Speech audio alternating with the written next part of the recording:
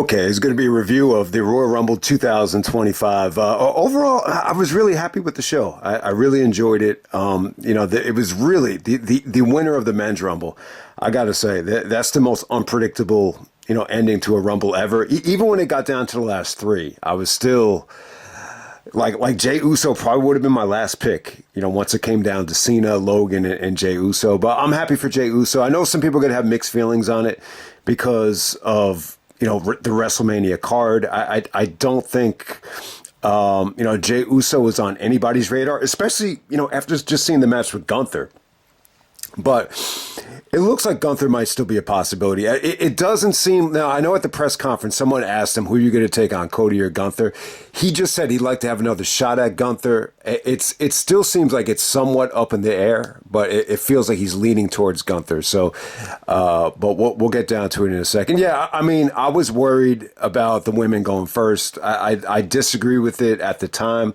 But it ended up working out. I think this was the right call. I think this was a situation where, you didn't really need to overthink it. I think everything just kind of fell into place. And I enjoyed the Women's Rumble for the most part, at least in the heat of the moment. I don't think this has a lot of replay value, but, in the heat of the moment, I was entertained by it. I think you had a nice combination of, great wrestlers like a Jordan Grace. You had some nice surprises as well with Trish and Alexa Bliss. I think it was a combination of just good talent, good eye candy, and I thought the ending was very well done. I think Charlotte winning here was the right call. I think in terms of what can create that perfect, WrestleMania main event, caliber match. I think Charlotte can definitely do that. She's proven it in the past with Rhea Ripley. I think the Charlotte-Tiffany Stratton matchup, it's a hell of a matchup. I think that on paper, it definitely looks like a dream match because of the way the two girls look and they wrestle and the athleticism between both girls. But yeah, just some quick thoughts on the Women's Rumble. I don't want to spend a lot of time on it, but yeah, the Alexa Bliss was, that surprise was good. It went over really well. Probably the best moment of Alexa's career. I mean, she's gotten some extraordinary pops at the Rumble in the past, but nothing like this. Jordan Grace comes in at 19. Cole actually said she's with the WWE now. So hopefully this means that she doesn't have to go to NXT. I mean, having Jordan Grace go to NXT, that will be like the equivalent of having Wembanyama go to the G League before going to the Spurs. So to me, she's already approaching, I think, her mid-30s. So just put her on the main roster. I would love to have Jordan Grace take on Rhea Ripley at WrestleMania. I think that's a big money match right there. But yeah, to start this thing, you had Io Sky and Liv Morgan. Both girls lasted over an hour, so give them credit. Roxanne Perez didn't end up winning this thing, but she comes in from NXT at number 3, and she lasts the whole, she lasts longer than anybody. And, just the way the ending was executed, it was a nice little rub for her. I thought she might have had a chance of winning this thing, but, the ending was pretty cool. How she tried to, leg scissor, Charlotte out of the ring. I thought that was pretty cool. But, Charlotte ends up winning. Did anything else really stand out here? I thought Chelsea Green really stood out. Chelsea had a lot of, fans on her side. I mean, you could definitely argue that she was the MVP. Chelsea and Piper Niven working together. But hey, Chelsea got, they booed the shit out of the Chelsea elimination, and they cheered everything that she did because she's hot right now. She's in an amazing shape. She's got an amazing personality, and you could tell the fans are really gravitating towards her. So she should definitely be pushed, in the near future. I was kind of disappointed we didn't get to see Matt Cardona, but yeah, just a lot of, that was the thing I wanted to mention. A lot of the TNA girls, didn't show up here. If Jordan Grace is technically with WWE now, it's like you would have gotten Masha Slamovich here. And I'll tell you, the TNA girls, the TNA people would have gotten better reactions than some of the mid-carders. Like Mishin could have got a better reaction. Jada Parker could have gotten a better reaction. They would have gotten better reactions than a lot of these girls. Even a Maxine Dupree, I wouldn't have put her in the Rumble as well. I was a little bit disappointed by the roster here. Some of the shit here didn't go over that well. The Lyra Valkyria, wardrobe malfunction. Then you had a botch from Zoe Stark, which she rebounded nicely from. It was actually an impressive. It was like the best botch ever because the rebound was so impressive that it actually made it a cool spot. But yeah, Trish coming out was huge. I'm Trish's biggest fan, so I was pulling for her. I thought she looked awesome. She was eliminated by Nia Jax. Nia Jax is definitely a buzzkill. Wasn't a big fan of the Nikki Bella, coming out at 30. You know, I mean, just because, not everybody has to be a Bella fan. Like if you, I've noticed this about Nikki Bella. Like if you say like you're not a big fan of the Bellas, it's like you don't think the Bellas are pretty. It had nothing to do with that. I'm just not a big fan of the Bellas. I don't know why. Even though they're married to some of the greatest wrestlers of all time, or dated some of the greatest wrestlers of all time, I'm just not a big Nikki Bella fans. It's as simple as that. But yeah, it was cool. I mean, I think some of the stuff with Nia Jax, some of those eliminations could have been better executed. Just the way the girls got eliminated, it was almost like they got hit by an earthquake instead of actually being eliminated. It was kind of weird. But yeah, let me just end it right there with the women's stuff. Charlotte, man, it came down to Charlotte, Nia, and Roxanne Perez, and I thought the ending was pretty well done. Charlotte looked good, considering she's coming off of the nasty knee injury. She had the big brace on.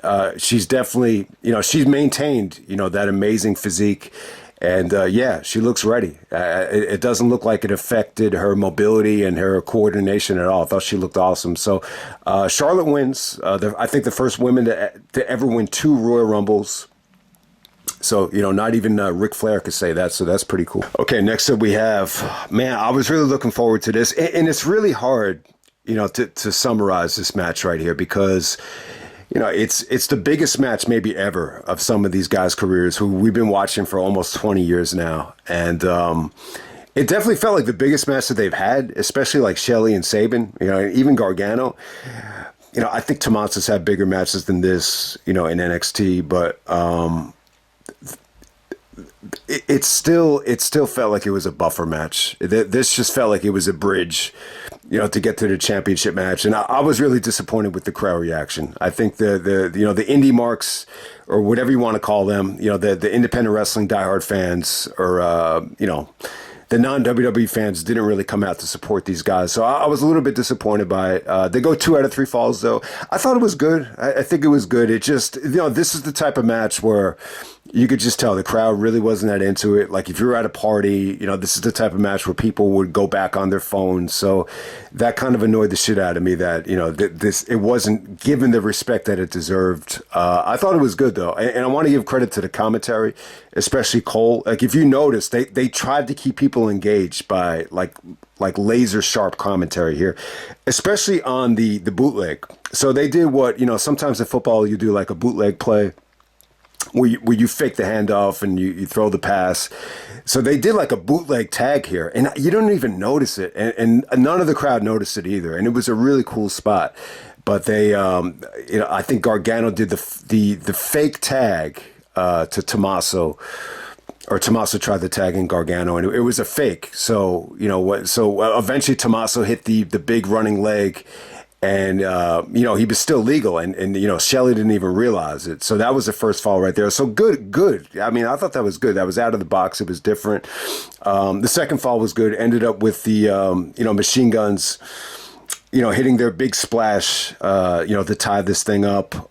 Wasn't a big fan of the ending, though. The Street Profits come out and screw the machine guns, and ultimately they attack DIY. I'm a little bit torn on it. I mean, I think the positive side of it is it kind of adds some depth to this, SmackDown tag division. You got 3 or 4 really solid teams, going for the championships right now. So that's a good thing. But at the same time, like, when you're looking at this tag team match, this is by far the most attractive match that we've had in the tag division on a premium live event, from the men's side of it. So you didn't need to do a crappy finish here.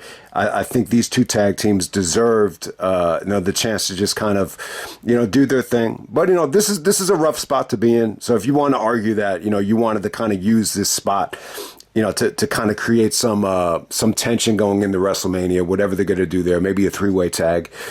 It's not the worst thing in the world. I'm just, I'm not a big Street Profits fan. I'm just not a fan of them as a whole. But if you want to argue that Montez Ford is a hell of an athlete and, deserves, to be involved with something, important, Not going to totally disagree with that. So we're going to move on. We're going to move on to the ladder match for the Undisputed Championship. We got Cody Rhodes taking on Kevin Owens. The Undisputed and the Winged Eagle Championship belts were suspended above the ring here, yeah, in a ladder match. Okay, so I thought it was good. It's definitely worth checking out. I'm not going to say that this was disappointing.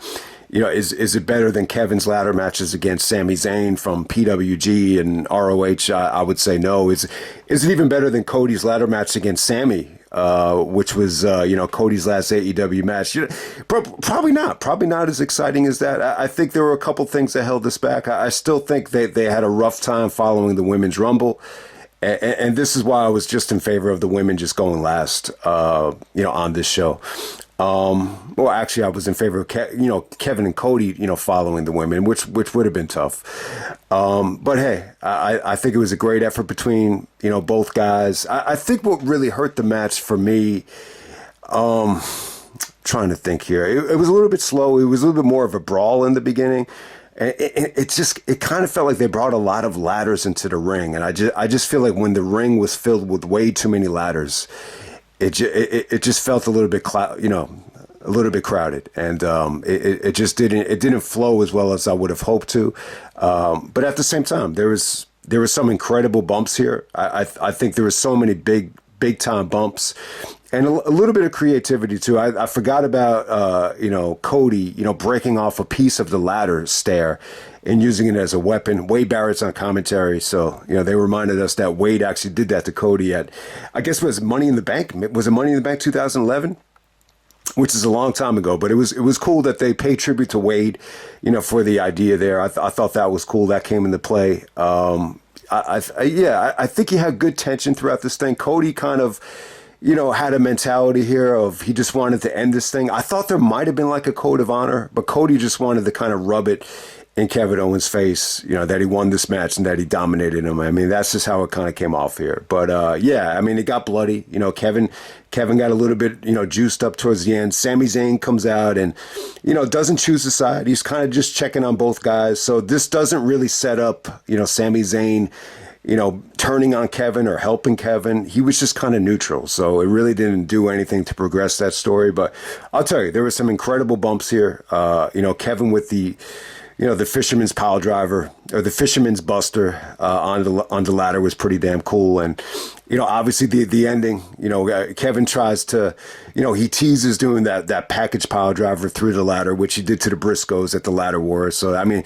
that would have been awesome. They took Cody out on a stretcher after Saturday night's main event. So maybe that's why they didn't do it. So Cody, I mean, the natural counter to the package pile driver is the Alabama Slammer. So Cody busted out the Alabama Slammer through the ladder to Kevin. And it came off pretty good, but it didn't feel like it was the right time to end the match, though. I think, people aren't really, used to seeing Cody, use that as a finisher. So when Cody grabbed the belts, I think there was a little bit of like disappointment in the air.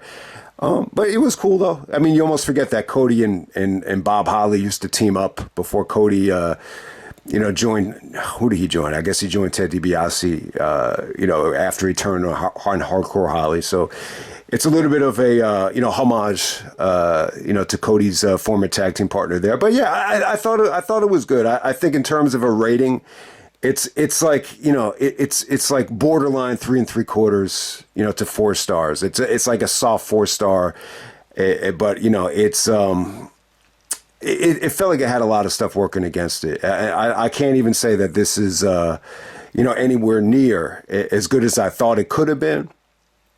But hey, I think their matches have been fun. I think it's been arguably the feud of the year. I just don't think the match really captured, how good the feud was. I thought it was really good. I think the feud was probably better than the matches. You go back to Bash at Berlin, that was all about Kevin, trying to do the right thing and staying loyal. And then Saturday night's main event was just, the total opposite. That was when the feud really, got taken up to the next level. So I like what they did there. But yeah, in terms of the brutality, there's some incredible bumps here. Does the match have a ton of replay value? I would say no. And just, I'm just being honest. It's nowhere near, as good as some of the matches that Kevin's had in the past, because he's had some incredible matches. that were ladder matches or ladder wars. You know, even if you want to count the ones from the tag team scene. I mean, those are just tough to reach. And, you know, Cody's match with Sammy, you know, it was an incredible way for Cody to go out. And if anyone remembers that match, you know, I was actually hoping Cody would do that ace crusher off the top of the ladder, but you know, that might have been asking for a little bit much there, especially with Kevin and, you know, how much weight is going to be coming down. But, you know, Kevin was cool. The son of the Canadian son of a, you know, security technician. You know, he wore that shirt. So it was pretty cool. It was an awesome feud. Good way to end it. Very predictable, though. I think everyone assumed that Cody would go on to WrestleMania. You know, the Kevin, you know, I think Kevin, you know, gained a little bit of traction here with the Punk promo. I love the promo they did with Punk. Yeah, you know, you could tell Kevin and Punk still don't like each other after their fight at, I think it was at Stalemate. Does anyone remember what ROH? It was either at Stalemate or I want to say it was at Stalemate because, you know, you could tell the way Punk was disrespecting Kevin on commentary was that like he didn't belong. So I'm assuming it happened at Stalemate. But you could just tell, you know, Kevin said, I hope, you know, there's 29 guys that I like more than you to win the Rumble. He said, you know, you not main event in WrestleMania gives me a warm, fuzzy feeling that night. And Punk even acknowledged, you know, that Kevin is a two-time WrestleMania main event. So I like what they did there. I think Kevin definitely gained traction, but Punk brought up the fact, and maybe this hurt the match too. He brought up the fact that Kevin has lost 5 times at the Royal Rumble in championship matches. I don't know if it's that many, but what does that tell you? That tells you that Kevin Owens is a player, but he's still kind of, you know, not on that level. Like he's good. But, you know what it kind of reminds me of? It kind of reminds me of just like a really, really good player that's a utility piece that teams to go after to make a move right before the trading deadline. You know, in NBA, it'd be like Dennis Schroeder, you know, a guy that's been on a lot of different teams. And in baseball, it'd be Tommy Pham. So just like good players that get traded a lot. Like they're good, but they're not great to like invest in.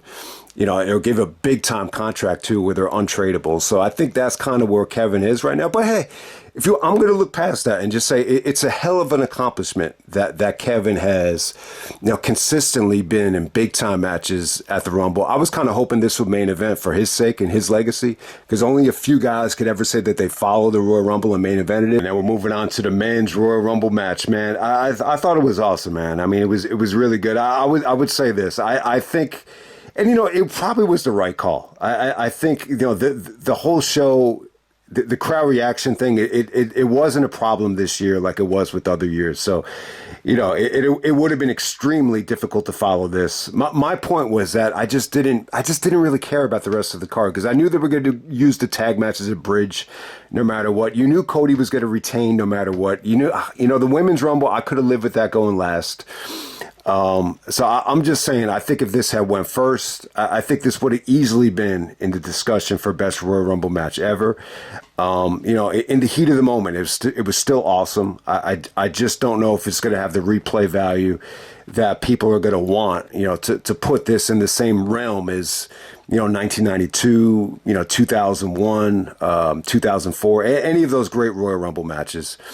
But hey, you know, I think trying to rank the Rumbles and decide, you know, what matches should be in the top 10, it's a tough list to decide. So I don't know where this is going to fall in terms of that 20 years down the line. But I got to say, I thought it was awesome. I don't know if we've ever had this kind of, you know, consecutive star power. You know, I think, man, when Roman got into this match, it was just like one after the other. And there was just a moment here where it was just like, even Cole said it when Punk came out, man, this just keeps on getting better and better and better.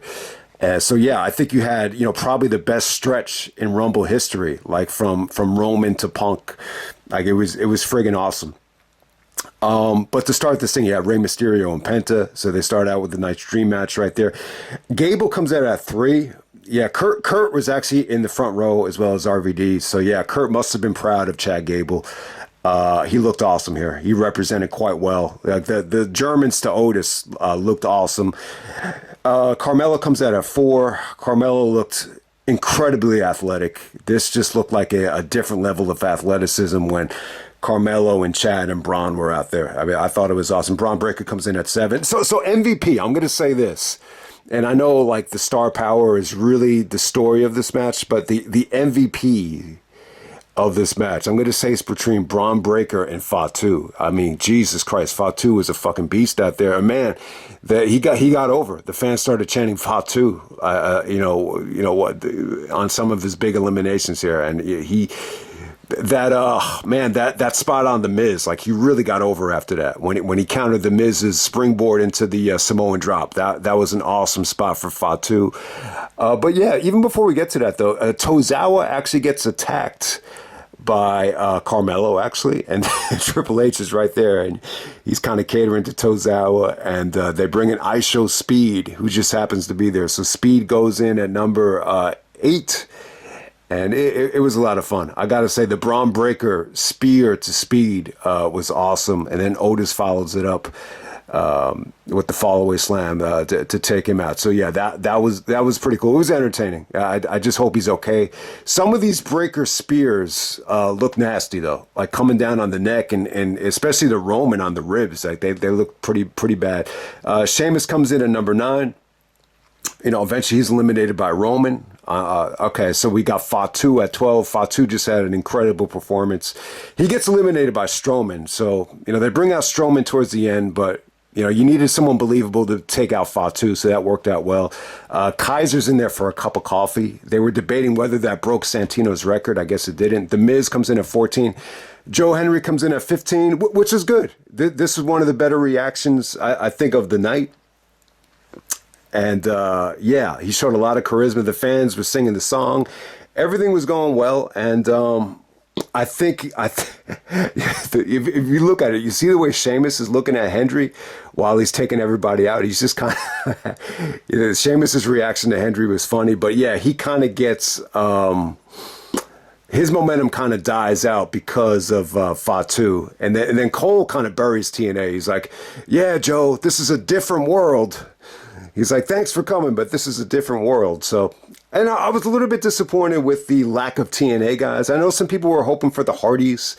I think you could have done at least one more. I really would have loved to have seen, especially with the women. I would have loved to have seen Tessa Blanchard. I think she would have gotten a lot of heat. I think Masha Slamovich should have definitely been in the women's rumble. But if you want to just limit it to one, I think it was a great night for Joe Hendry. So yeah, he had a good performance. At number 16, you got Roman. I want to say this. I think this is the best argument that I think guys would have had for the men to go last, because we've never really seen Roman in this kind of in a Royal Rumble. Since the pandemic. Yeah, I think this is his first one since 2020. And this has really always been like Roman's Achilles heel. In 2015, it was a nightmare. Even in some of the other ones, 2018, he lost to Nakamura. 2020, he lost to Drew. And it almost feels like he always got a negative reaction, a lot of bad heat at the Rumbles. But yeah, this was a great night for Roman. He got a hero's welcome out there. He looked dominant. He just looks like a much better physical specimen. It just, everything about him just looks better. The presentation, the physique, the execution of the moves. He just looks like an amazing talent out there. So yeah, Roman definitely had a good showing, and more than anybody, I think the fact that Roman was just kind of thrown in here with a lot of other guys. It just made it feel, that much more special. This is the first Rumble Roman's been in long ass time. And it just made for a more exciting Rumble. Then you got Drew McIntyre coming in at 17. Him and Roman have a nice little stare down. Baylor comes in at 18 to different music. So yeah, the Baylor pop wasn't great. It just felt like a lot of people never heard him come down to that theme. Nakamura comes in at 19. Jey Uso comes in at number 20. AJ Styles at number 21. I'll tell you, when AJ came out, I wasn't so sure that AJ was going to recover, from the ankle injury, but he looked awesome. I think AJ's ovation was phenomenal. I think AJ really blended in well. I think this is great for AJ. This is one of AJ's best moments of his career, because it really felt like, AJ is really, it felt like he was in that upper tier class with everybody here. It just felt like such an all-star lineup, like when AJ came out. So, the way this ended, it looks like they might go to AJ and Logan Paul. Logan Paul actually, jumps from the announce table and kind of eliminates AJ while he's trying to do the phenomenal forearm. So, it sucked to see AJ get eliminated, especially by Logan. But I'm not gonna lie to you guys. Like I felt like AJ really kind of gained some traction. At least for WrestleMania, like this came off like he deserves like a big time spot at WrestleMania. So we'll see what happens there. Strowman comes in at 22. Eventually he gets eliminated by Cena. Yeah, the Cena eliminations to Strowman and Balor were pretty damn cool. That was cool. So there's a moment of the match where Cena, Punk, Rollins, and Roman, just have a nice little stare down. It was a lot of tension. Then when Rollins comes out, he attacks Punk, and then Cena and Roman, rekindle their feud from SummerSlam, as Michael Cole pointed out. So Mysterio kind of breaks up the streak. It's like you had this hot streak of just seeing legend after legend, and Dirty Dom kind of breaks it up. But yeah, I'll say this: I think Dominic had a great showing here. He played his role kind of nicely. It was great for Priest though, because Priest kind of got like a lackluster pop. But as soon as he eliminated Dominic, like the fans started going crazy. So it was good for him. So Sammy comes in at 27. He's eliminated by Jey Uso. Priest gets eliminated by LA Knight. LA Knight comes in at 29. 30 is Logan Paul. Logan Paul got a ton of heat, man. He got booed out of the building here. But yeah, I think Logan looked good. I mean, he definitely had some nice moments. The double buckshot lariat was cool. But yeah, with Logan, it's kind of like a wild card here. I think right now, like it feels like a possibility that you could do Logan and Cena. You could do, because Logan eliminated AJ, you could do Logan and AJ. And, man, there was another guy as well that you could do with Logan. I forget who the other guy was. I just not coming to me now. But,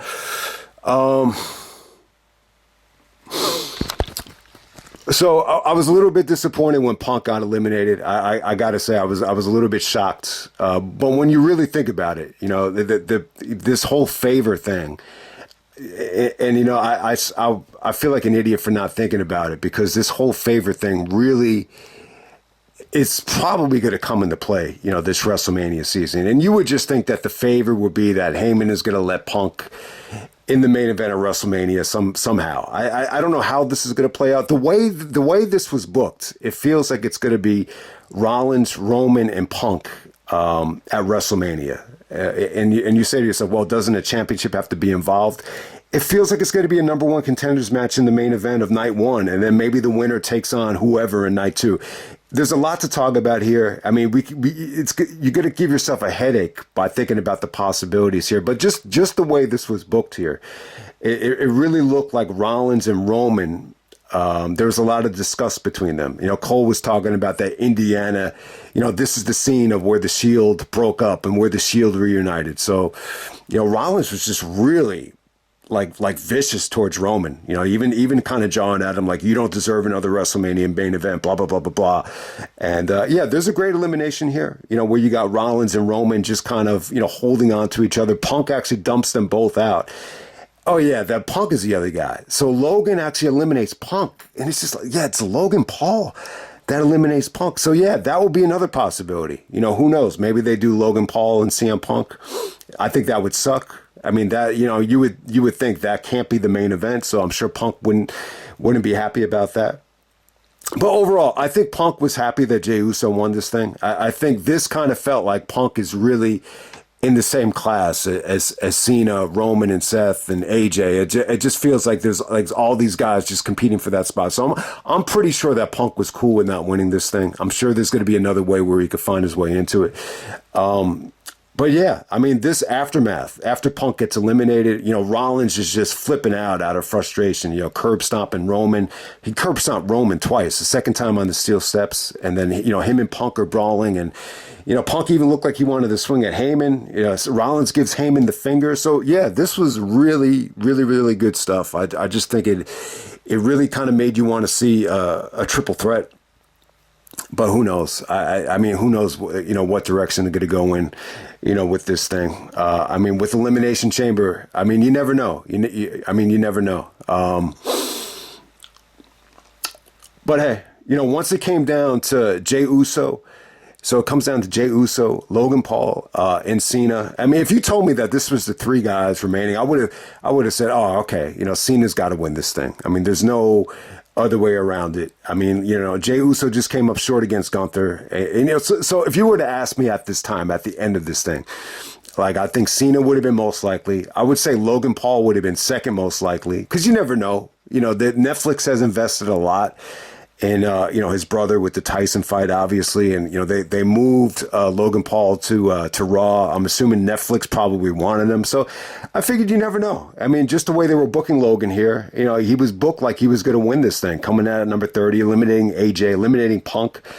But yeah, Jey Uso surprisingly ends up winning this thing. Cena actually eliminates Logan.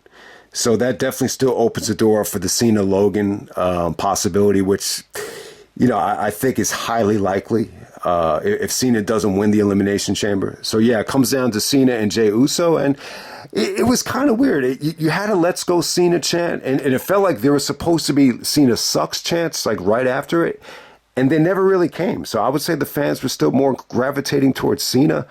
But surprisingly, Jey Uso wins this thing. But it was pretty entertaining, though. It was exciting. I think the highlight of this whole thing, Cena tries to do the FU to Jey Uso. Jay's able to counter it and get back into the ring and eliminate him. But before you even get to that, though, the spot where Jay super kicks Cena and Cena's just barely holding onto the rope. I mean, thank God the ring didn't implode there. But thank God Cena was able to keep his balance. So, after all these years, Cena just still has, so much experience, knowing exactly how to grab that rope without it, slipping or breaking. I mean, I just thought it was cool. I thought it was a cool ending. I thought it was unpredictable. The way this ended, though, it felt like Cena was frustrated. I'm not going to say, Cena, thought about turning heel. I didn't think that they were going to turn Cena heel here. If anybody turned heel in this match, it'd be Seth Rollins. I mean, from my money, I would say that Rollins on Raw tonight, really, sticks the dagger on the mic and turns heel. But yeah, Cena does not turn heel, but he looked frustrated though. It looked like he's just sick of taking a back seat at WrestleMania, and it's just sick of being in these bullshit matches against Austin Theory or, proposing to Nikki Bella. It's just, it kind of struck Cena on this night that it's been such a long time since he's been involved in something that's special. Even the Bray Wyatt shit from 2020 was, I don't know. There's been a lot of WrestleManias where Cena's just pretty much done nothing. So I think it kind of struck Cena that he's kind of tired of being in that spot, after dominating for so long. So I think that's the story they were trying to tell with Cena just being frustrated to the point where he, feels like he has the right to actually enter the Elimination Chamber so graciously. So that was cool. But yeah, Jay counters the FU and is able to just push Cena away. When Cena fell to the floor, I don't know why. It felt like he didn't get eliminated. It was really, really weird. But hey, Jey Uso wins the Royal Rumble, and the tears come out. He brings out his son, and I'll tell you, when you really think about it, it's a long ass journey. Like this feels like a longer journey than, especially when you take out the fact that someone like Benoit traveled the world, traveled to Japan and Canada, and all over the world. I don't want to compare it to that, but in terms of the actual years, I mean, this is up there. I mean, Jay brings his son out. His son, it looks pretty old. It looks like he's, almost a teenager at this point. So it's a really long time coming. It almost had a feeling of, this really felt like, one of the best jobs Cena's ever done in putting somebody over. I love the embrace and the hug at the end. I definitely think it was cool. Jey Uso, tearing up. I think he really kind of appreciated the magnitude of this moment. And in a lot of ways, this is like the pinnacle, to be out there, and especially like one of the biggest gates ever, and win the Royal Rumble. It's a huge deal. So I was happy with it. I think when you look at Jey Uso's path, and he was one of the guys that really, helped WWE turn around during the pandemic. You see how successful, the Bloodline storyline was. I think Sammy and Jay, did a phenomenal job, playing their parts. So it's cool to see him get rewarded for it. I know this isn't, when you look at the WrestleMania main event scene, I think Jey Uso and Cody, I think that's a tough sell because you want to see Cody face so many other different guys. And then when you see Jey Uso and Gunther, we just saw it on the Saturday night's main event, and you saw Jey come up short. But there was something special about that match, though. Like the way that match was booked, it really made you want to see Jey Uso win the belt. Like the fans were going crazy, and they really bought into him winning that match. So, it feels like he's leaning towards Gunther, but I think the important thing is when you watch the press conference, it wasn't a decisive answer. He just said he'd like to have another shot at Gunther, but he's looking at both guys, and he could go either way. So I'm not sure yet, but I'll just end it right there, man. That's Royal Rumble 2025. I was very happy with this weekend. I enjoyed it. I enjoyed the Rumble. I think you can't bitch about this being too predictable. So that's one of the things that the Elimination Chamber does. It gives the Rumble a chance to be a little bit more unpredictable. I think you have the star power here. Yeah. I mean, look, it's a little bit deflating, not to see your guy win it. I understand that, but still, like, you can't argue with this men's Rumble. Like, it gave you exactly what you wanted. I don't think The Rock's presence was missed at all. I'm a little bit disappointed that Randy Orton is not back in time for WrestleMania season, especially because of the Kevin Owens feud and, the alliance with Cody. I mean, you would have thought that would have happened by now, but other than that, man, I was really happy with this weekend. And not to mention, this is one of the few years where maybe the Royal Rumble is going to be overshadowed by, other sports. The trade that happened in the NBA is probably the biggest trade in NBA history. I had a tough time even thinking about like what's a bigger trade than that. But so I understand in the world of sports, this Rumble probably is going to be overshadowed. But if you're not a sports fan, then it wasn't overshadowed by anything. So I hope everybody enjoyed the show. And I'm out.